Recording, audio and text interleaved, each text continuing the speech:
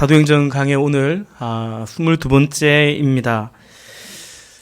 우리가 사도행전 쭉 항상 본문도 좀 주로 많은 분량을 읽고 하다가 오늘은 본문 자체도 우리 한 구절 함께 봉독했고요.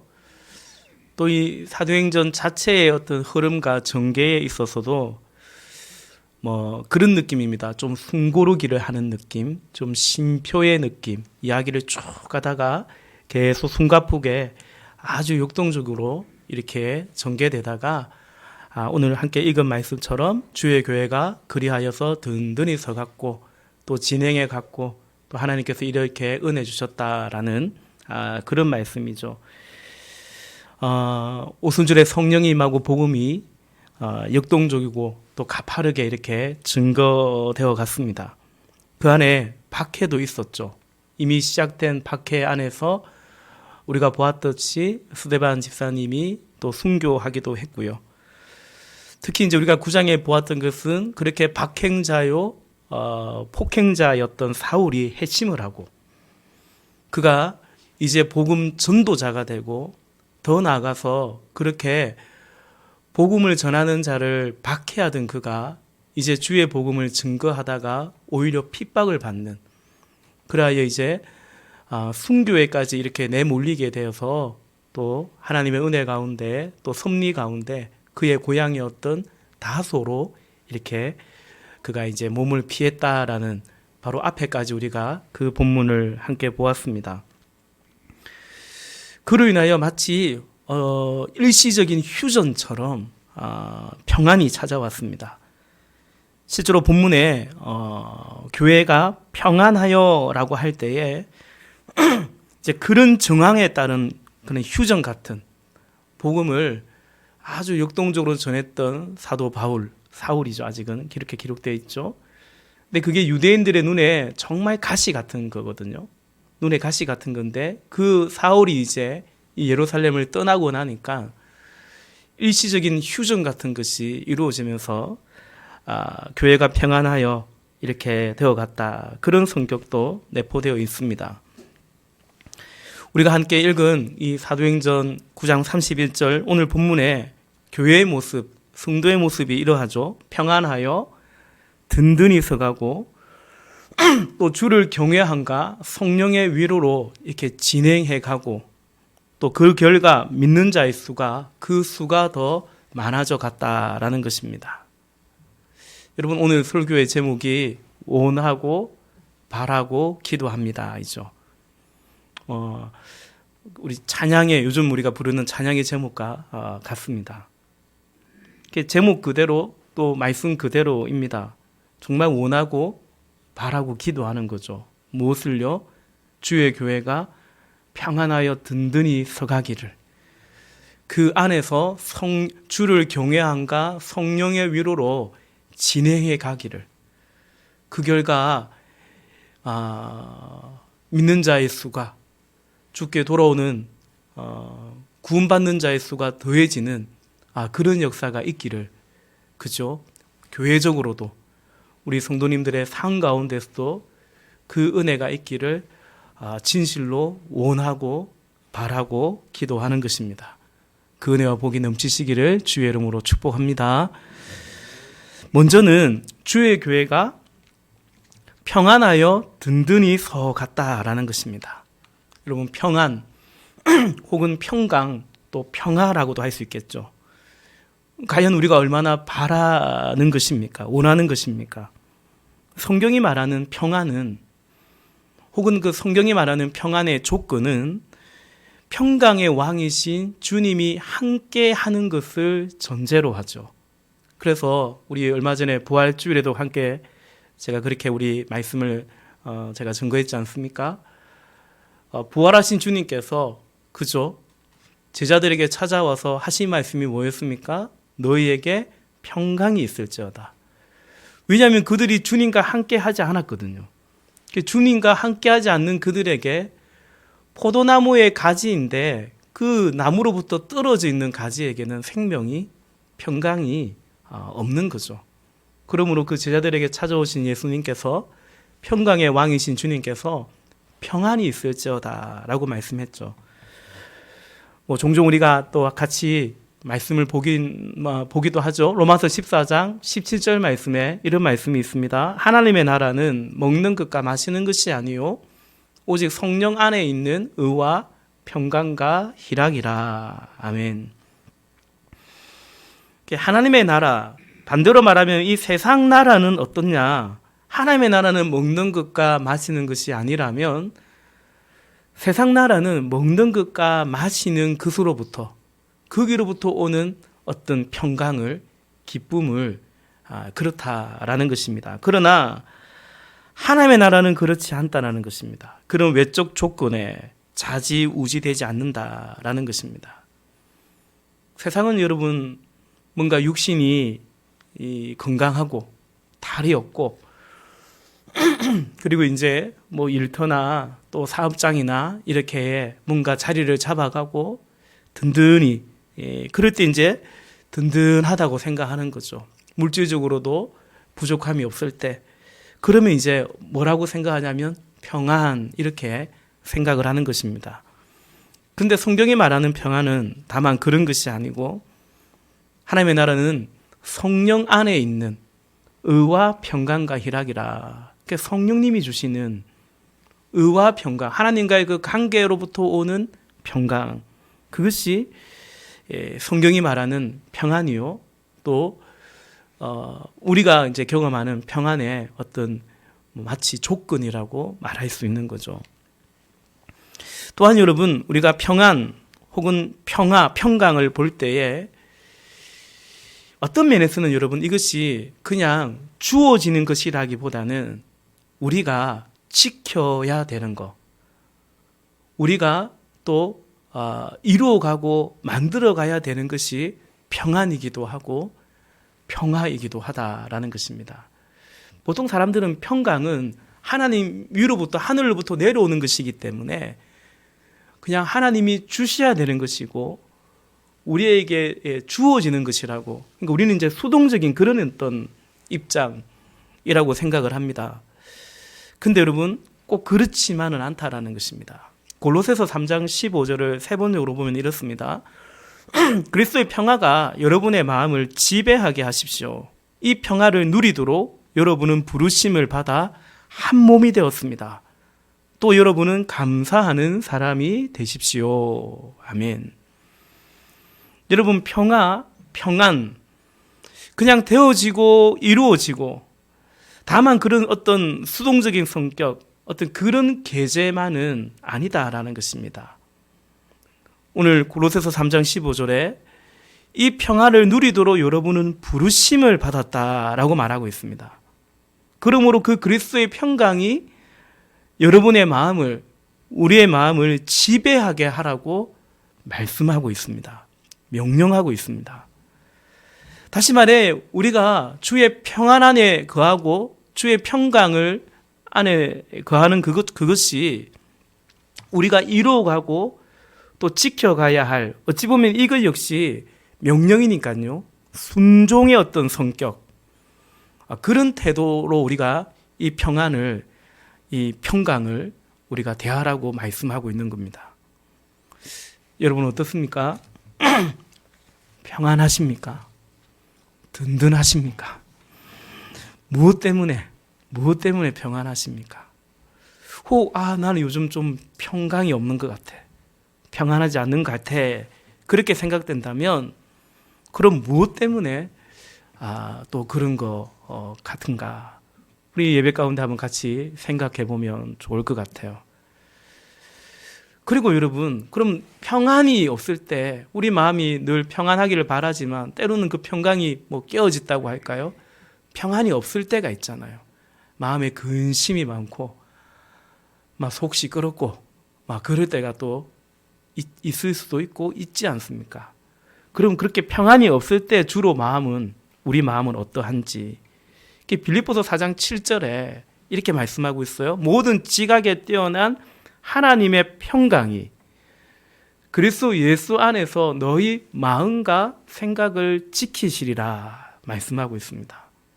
하나님의 평강이 우리 마음과 생각을 지키시고 다스리는데, 근데 여러분 그렇지가 않다면, 하나님의 평강이 우리의 마음과 생각을 지키고 다스리지 않다면 그럼 다른 것들이 우리의 마음과 생각을 그죠? 다스릴 가능성이 분명히 많은 거죠.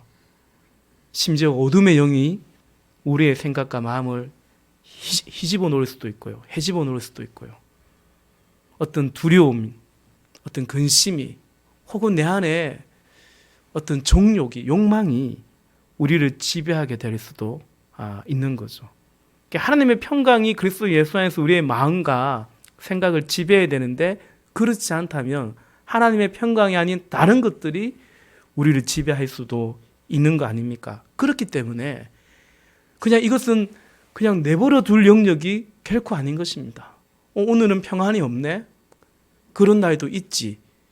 그렇게 생각해서는 안 된다라는 것입니다.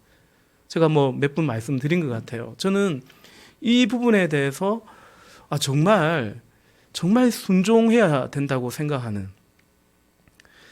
그러니까 우리가 왜 항상 기뻐하라 그런 말씀도 있지 않습니까?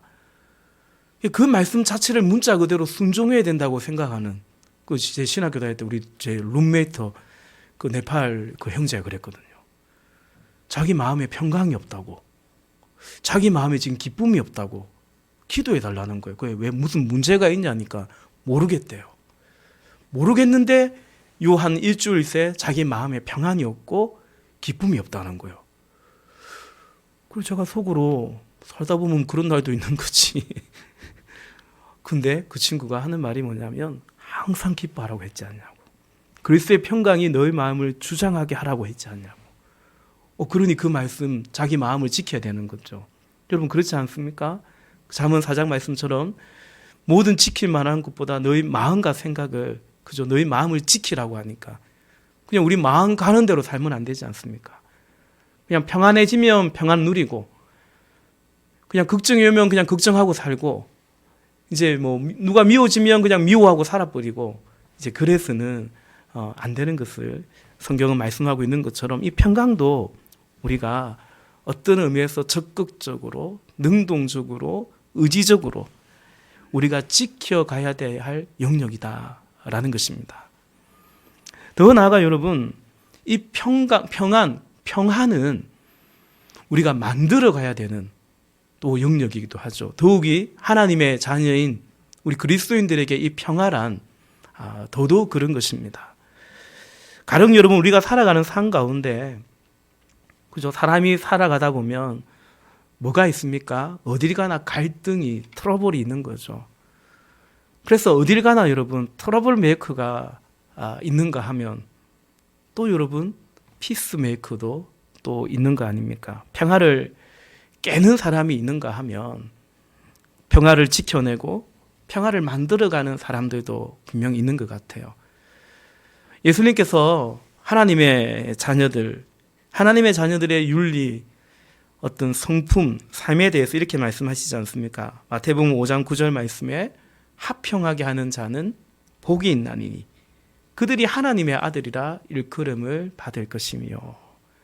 합평하게 하는 자, 평화를 이루는 자가 복이 있는데 하나님의 아들들이 바로 그런 자들이라고 말씀하시는 거죠. 여러분, 오늘 이 평안에 대해서 조금 더 확장해 보고자 합니다. 조금 더 생각해 보고자 하는데요. 우리가 참 평안이 있고요. 참 아니고 이제 거짓도 평안이 있다라는 것입니다. 그러니까 진짜가 있고 가짜가 또 있다. 이걸 잘 분별해야 된다라는 것입니다. 여러분, 모름지기 평안은 오늘 본문 말씀처럼 평안하여 든든히 서가는 이것은 그야말로 우리가 원하고 바라는 것이죠. 그러니까 사람이 우리가 원할수록 바랄수록 여러분, 그러면 그럴수록 그 안에 가짜가 얼마든지 있는 것입니다. 여러분, 귀한 것일수록 가짜가 있는 것입니다. 그죠? 별로 안 귀한 거는 가짜를 안 만듭니다. 귀한 거를 가짜를 만드는 거죠. 이 평안이 귀한 것이기 때문에, 우리가 참 원하고 바라는 것이기 때문에, 그래서 가짜 평안, 위장된 평안, 그것으로 특별히 성도인 우리를 얼마든지 속일 수 있고 우리가 속을 수 있는 거죠. 예컨대 여러분, 그 구약의 이제 그 예레미야 선지자 시대에, 예레미야는 이제 참 선지자입니다. 근데 그때 거짓 선지자들이 많았잖아요. 근데 그 거짓 선지자들이 주로 했던 18번 같은 워딩이 뭡니까? 거짓 선지자들이 입만 열며 하는 말이 뭐였습니까? 평안이었습니다. 평안이죠. 걱정 마라. 괜찮다, 괜찮다. 심상하다. 별거 아니다. 그랬습니다. 예레미야서 6장 14절 말씀을 보면 여러 구절이 있는데 특별히 한 구절만 우리가 본다면요. 예레미야 6장 14절, 그들이, 이 거짓 선지자들이 내 백성의 상처를 가볍게 여기면서, 내 백성의 그 죄악을 가볍게 여기면서 말하기를 평강하다, 평강하다 하나 평강이 없도다. 세 번째로 보면 이렇습니다. 백성이 상처를 입고 앓고 있을 때에 그 거짓 선지자들이요, 괜찮다, 괜찮다 하고 말하지만 괜찮기는 어디가 괜찮으냐. 너무 번역을 잘 해놓은 것 같아요. 괜찮기는 어디가 괜찮냐라는 것입니다. 여러분, 백성들 스스로도 자기들도 그렇게 느껴요. 이거 괜찮지 않다. 마음이 복잡하고 막 평강이 없는 거죠. 평안하지 않는 것입니다. 그런데도 무슨 말을 듣기를 원하냐면요. 인간이 약하거든요. 연약하기 때문에. 그런데도 무슨 말 듣기를 원하냐면 괜찮다 말을 듣기를 원하는 거죠. 평강하다. 그렇게 살아도, 그렇게 믿어도, 그렇게 신앙생활 해도 괜찮다. 괜찮다. 그 말 듣기를 원하는 거죠. 너 잘 될 거다. 괜찮다. 그래서 거짓 선지자들에게 백성들이 속았던 것입니다. 그게 사실은 거짓 선지자에게 속은 게 아니고요. 자기 자신에게 속았다고 하는 것이 더 맞아요. 누가 누구를 속인 게 아니고 자기 욕심에 끌려 미혹되었다. 꼭 그 말씀, 야고보서 1장에 있는 말씀과 같은 것입니다. 그런 점에서 여러분, 우리가 참 평안이 뭘까? 우리 안에 이 평안이 참 평안이고 그 참 평안의 열매, 우리 삶의 그 참 평안의 열매는 과연 뭘까? 우리가 분별해야 되고 생각해야 되겠죠. 오늘 본문에 주의 교회가 평안 가운데 든든히 서 갔습니다. 그래서 그 다음에 어떤 결과, 어떤 열매들이 맺혔는지 우리가 볼 필요가 있는데요. 31절에 보니까 오늘 본문이죠. 그리하여 온 유대와 갈릴리와 사마리아 교회가 평안하여 든든히 서가고, 평안하여 든든히 섰다라는 것입니다. 그리하여서 주를 경외함과 성령의 위로로 진행해 갔다라는 것입니다. 세 번역으로 보면은 주님을 두려워하는 마음과 성령의 위로로 정진해 갔다, 이렇게 기록하고 있죠.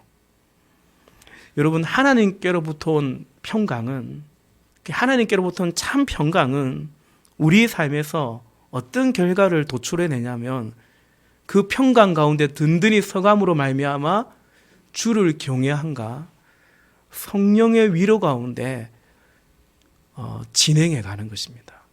한 걸음 한 걸음 정진해 갔다라는 것입니다. 그런 결과를 낳습니다. 이것이 참 평안의 증거요, 표징이라고 할 수 있는 것입니다. 중요한 얘기입니다, 여러분.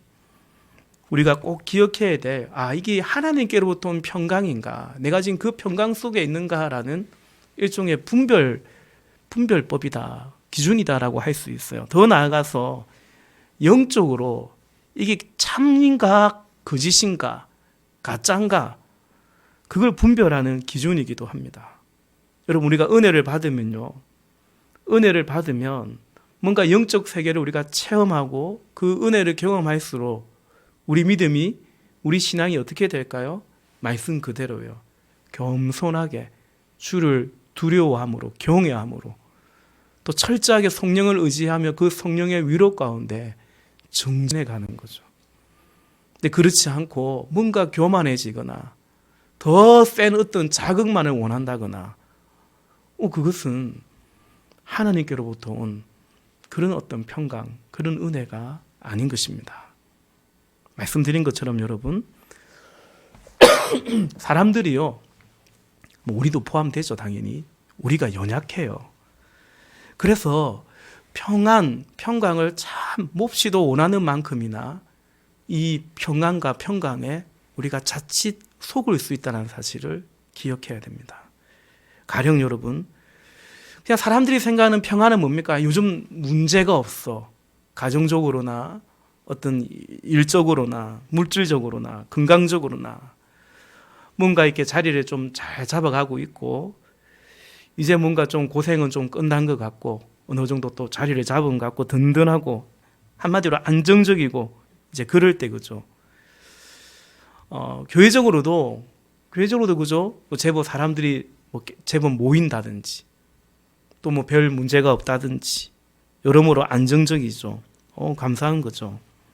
그러면 그것을 두고 평안하다, 든든하다, 이젠 됐다, 이제 뭔가 자리를 잡았다, 내가 섰다, 그냥 쉽게, 다만 그런 어떤 외적인 조건에 따라서 쉽게 그렇게 느끼고 그렇게 판단할 수 있다라는 것입니다.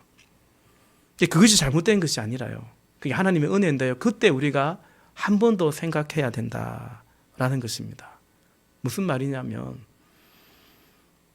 그런 외적인 조건이 이른바 안정적일 때 우리의 육신은, 우리 영혼은 의외로 잠들 수가 있거든요.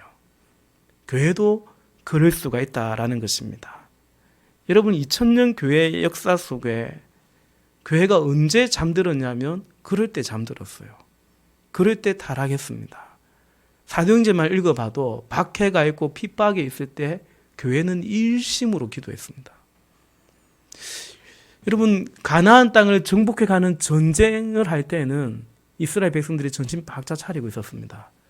그 신명기 말씀 보면 하나님께서 모세를 통해서 누누이 말씀하시는 게 뭡니까? 너희가 그 땅에 들어갔을 때 모든 것이 채워졌을 때 그때 하나님 모른다 하고 그 땅의 그 풍습을 쫓아갈까? 내가 그거 걱정된다고 누누이 말씀하시죠. 그래서 이스라엘 백성들에게 하나님이 지키라고 하신 절기 가운데 장막절이 있습니다. 초막절이 있어요. 그게 이제 수장절 이유거든요. 추수하여 곳간에 창고에 추수해서 곡식 쌓아놓고 그러고는 강야로 나가라는 거죠. 가서 초막 텐트 치고 거기서 이제 집회도 하고 예배도 하고 일부러 그 초막살이를 하는 거예요. 무슨 뜻입니까? 저렇게 많이 수확해 놓은 저 곡식, 저 곡물 거기로부터 평안을 얻는 것이 아니라는 거죠. 그거 믿고 살아가서는 안 된다라는 것입니다. 다시 그 강야로 가서 그 강야 때 하나님께서 우리의 생명이 되셨던, 우리 조상들의 우리의 생명이 되셨던, 그때는 뭐 수확할 게 어디 있습니까? 아침마다 하늘을 바라볼 수밖에 없는, 그런데 만나를 먹이시고 우리 의복이 흐르지 않게 하시고 우리 발이 부르트지 않게 하셨던, 이제는 가나안 땅에서 농사 짓고 이렇게 수확하고 곳간에 창고에 모아놨지만 그럼에도 불구하고 그 하나님 바라보고 거기로부터 평안을 얻고 거기에 근거한 삶을 살아가야 된다. 이것이 하나님의 명령이고 말씀이었지 않습니까? 여러분, 그러므로 우리가 개인이든 교회이든 간에 우리가 참 평안에 대한 바른 인식과 반응을 해가는 것이 중요합니다. 그래서 우리가 평강 가운데 있을 때, 하나님이 주신 복 가운데 있을 때 그 안에서 여전히 주를 경외함과 성령의 위로 가운데 우리가 이 우리의 인생길을 걸어가는지 말이죠. 그렇지 않다면 뭔가 나에게 평안이 왔는데 그 평안으로 내가 주를 경외함과 성령의 위로 가운데 나가지 않다면 그 평안이 가짜일 수 있고, 혹은 주님이 주신 그 평안인데도 불구하고 우리가 옳게 반응하지 못하고 있구나. 그렇게 우리가 일종의 경각심을 가져야 되는 것입니다. 여러분, 주를 경외함과 이 성령의 위로는 우리 신앙의 톱니바퀴와 같습니다. 톱니바퀴가 서로 맞물려 돌아가는 것처럼 우리가 하나님을 두려워할 뿐만 아니라 또 성령의 그 위로 가운데 우리가 믿음의 삶을 살아가는 것은 맞물려 가는 것입니다. 그 안에서 정진해 가는 거죠. 그것이 곧 영적인 성장이고 성숙이라고 할 수 있는 것입니다. 사랑하는 여러분, 우리가 주를 경외함으로 두렵고 떨리는 마음으로 여전히 주님을 섬겨갈 수 있기를 바랍니다. 그리할 때 성령의 위로가 우리 속에 풍성한 거죠. 함께하는 것입니다. 여러분, 여기서 이제 성령의 위로라고 할 때 이 위로라는 말이 헬라어 원어로 보면 근면, 교훈 이런 뜻도 내포되어 있습니다. 그러니까 성령의 위로라는 한 것은 성령이 우리를 교훈하고 근면한다라는 뜻입니다. 근데 그게 위로예요. 우리가 신앙생활 해보면 여러분 이건 경험하지 않습니까? 때로는 하나님의 말씀을 딱 우리가 묵상하고 또 하나님의 말씀을 들을 때 그 말씀이 나의 어떤 심령이나 나의 모습에 대해서 책망을 할 때도 있거든요. 책망을 하기도 하고 책망을 받기도 하고 눈물로 회개도 합니다. 그런데 그거 역시도 주를 경외하는 당신의 백성에게 주시는 성령의 위로라고 말씀하고 있는 거죠. 여러분, 다윗이 하나님을 예배하며 주를 경외했던 다윗이 이것을 정확하게 고백합니다. 시편 16편 7절 말씀에 보면 나를 훈계하신 여호와를 송축할지라 밤마다 내 양심이 나를 교훈하도다. 아멘. 하나님이 주를 경외하는 다윗에게 하나님이 훈계하세요. 그 심장으로 그 교훈으로 깨닫게 하시는 거죠. 그래서 다윗이 무엇이라 고백합니까? 그 하나님을 송축할지라 감사하고 찬양하는 것입니다. 여러분, 그 안에서 그죠? 오늘 말씀해 보니까 주를 경외함과 성령의 위로로 진행하여, 세번역으로는 정진해서라고 말씀하는데요. 여기 진행하다, 정진해 가다라는 이것을 풀어보면 그냥 스텝 바이 스텝이라는 뜻이 있습니다. 한 걸음 한 걸음 이렇게 우리가 신앙의 여정을 이 시간 걸어갈 때 이 땅 가운데 주를 경외하고 또 성령이 교훈하시고 위로해 주시고, 그래서 그런 삶들을 한 걸음 한 걸음 이렇게 걸어가다. 또 이것을 또 건물을 지어갈 때 여러분, 건물이 하루아침에 지어지는 게 아니거든요. 차곡차곡 쌓아가고 지어지는 것처럼 그런 뜻을 여기에 담고 있습니다. 멈추지 않는 거죠. 계속 걸어가는 겁니다. 이젠 됐다. 주의 평안 가운데 든든히 섰으니까 이제 됐다. 그렇지 않다라는 것입니다. 손줄로 생각한 자 넘어질까 조심하라고 했습니다. 그러므로 먼저 된 자 나중 될 수 있다. 주님 말씀하셨습니다. 그러므로 겸손과 겸허한 마음으로 여전히 주를 경외함과 성령의 위로로 이렇게 한 걸음 한 걸음 걸어갔다라는 것입니다. 이것이 사도행전 가운데 우리 주님이 은혜 주시고 복 주신 그 교회의 모습이고 성도의 모습이었습니다. 그리고 이것은 우리가 함께 고백하는 것처럼 우리가 간절히 원하고 바라고 또 기도하는 제목이기도 한 것이죠. 그리할 때 결론적으로, 마지막 결론적으로 수가 더 많아지니라. 그 수가 점점 늘어갔다 말씀하고 있어요. 이것은 이제 결과적인 열매입니다. 그러니까 열매이니까 그 열매로 그 나무를 알겠다 말씀하셨으니까 이것 또한 증거이기도 하다라는 것입니다. 여러분, 그런데 우리 안에 이 많다, 늘어났다, 많아졌다, 이것에 대한 바른 이해가 또 사실은 필요하고 중요합니다. 본질은 뭔가? 본질은 제가 계속 말씀드린 것처럼 본질은 주를 경외함과 성령의 위로로 진행해 갔다라는 그것이 본질입니다. 그런데 그리할 때 오늘 본문처럼 수가 더 많아져 갔다라는 것입니다. 그러니까 주를 경외하고 성령의 위로로 우리가 신앙생활을 해 갔을 때, 또 교회가 그렇게 서 갔을 때에 결과적으로 어쩌면 자연스럽게 때가 되매 그렇게 그 열매이고 주님 주신 열매다라는 것입니다. 여러분, 그런데 참 희한하게요. 어쩌면 희한한 게 아닐 수 있습니다. 그렇게 늘어났다, 많아졌다라는 그 많아짐, 늘어남이 항상 자주 이렇게 주를 경외함과 성령의 위로 속에서의 그 정진해가는 그 본질이라고 했죠. 그 본질로부터 멀어지게 하는 결과를 잘 초래한다라는 것입니다. 그러니까 주를 경외함과 성령의 위로 가운데 수가 더 많아지는데요. 평안 가운데 든든히 서가는데요.